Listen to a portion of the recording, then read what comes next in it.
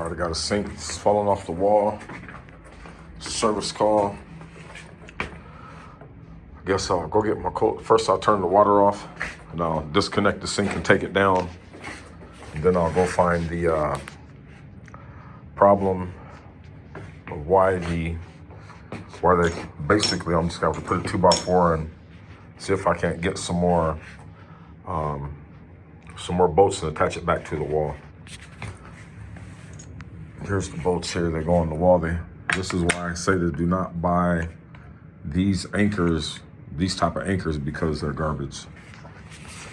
Okay, you get the ones that are butterflies, and you have to have a solid drywall backing. Can't be, you know. But anyways, here we go.